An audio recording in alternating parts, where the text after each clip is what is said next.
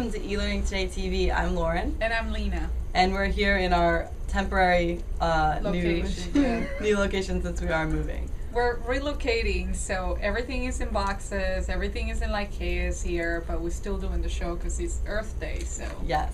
Okay. And to start things off, I want to show a website, actually, not a video this week.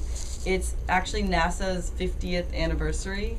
So to honor that, they've made this really cool site, which we're going to pull up.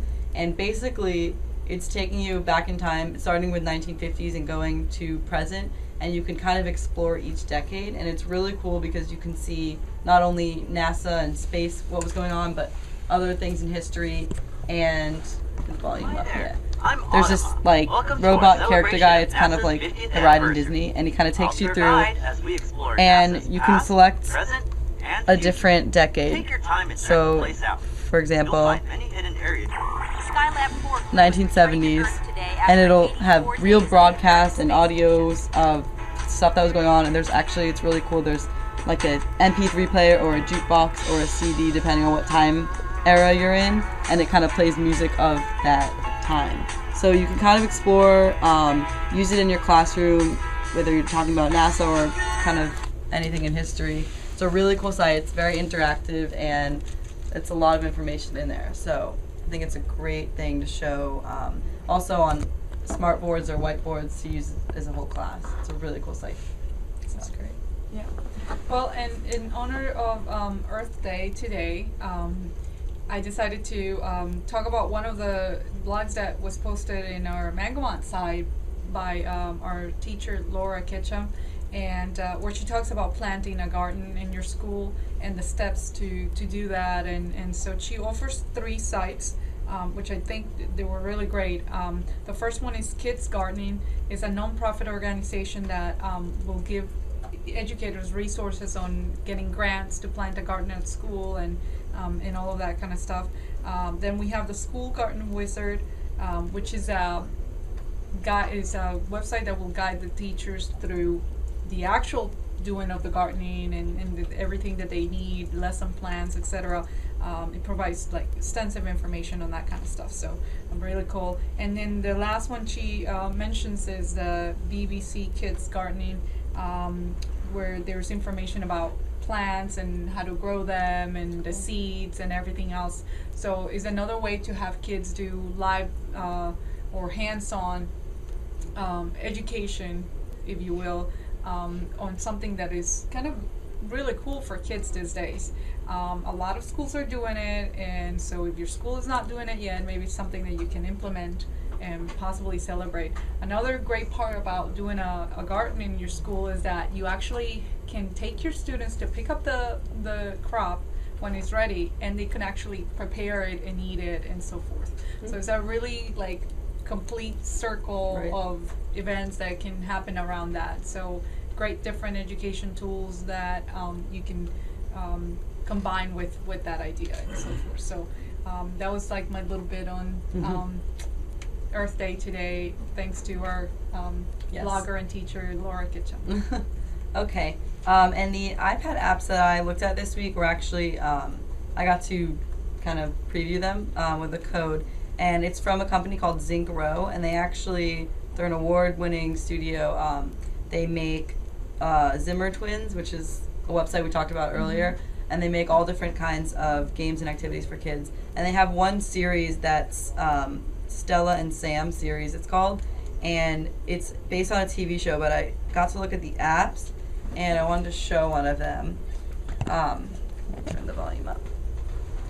Volume. This side. Okay. So this is one of them. It's called Into the Snow, and they're really interactive. Let's go. They're based on the TV show, so it's stories. You can see it's really clear, and it kind of goes through the story and also has interactive activities in there.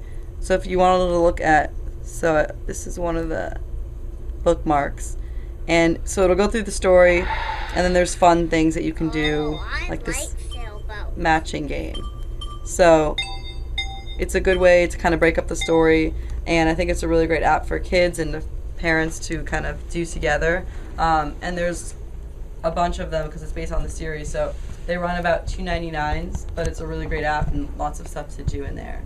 So I have links to that in the blog. So That's great.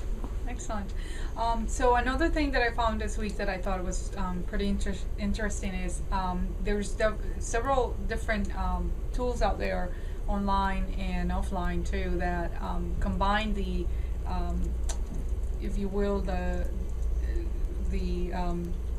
I can't think. There's just so many boxes around here. It's hard to read.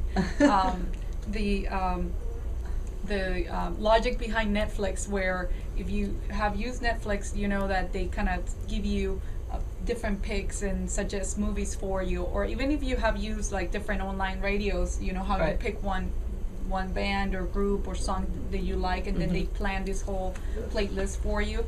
Well, the same reasoning behind now is the different readers, so that they pick books for kids that they like. And so one of them is called My Own Reader, and I have a quick video here that I wanted to play on how it works.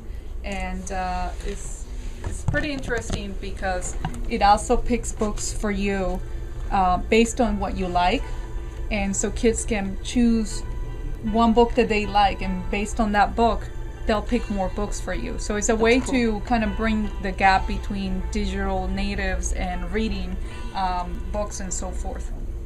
And so what I like about this idea is that, for example, I didn't really enjoy reading a lot of the school work that was assigned to us, like all the summer books and that kind of thing. But once I figure out what kind of books I liked, then I started finding out more books, and so I was reading and eating that content. So it's really great that there's this tool out there that can do that for the students, and it's called My Own. And they have different tools, so we'll have the link to their website, and you can check it out for yourself. It could be something that you could use for your students and even your kids at home. And like I said, it's a way to bring that gap between digital reading and the actual books, which is something that I think with all the digital natives now is kind of hard to implement and so forth. So that's it. all right, well, that's our show, and we'll see you next week, hopefully from a better location.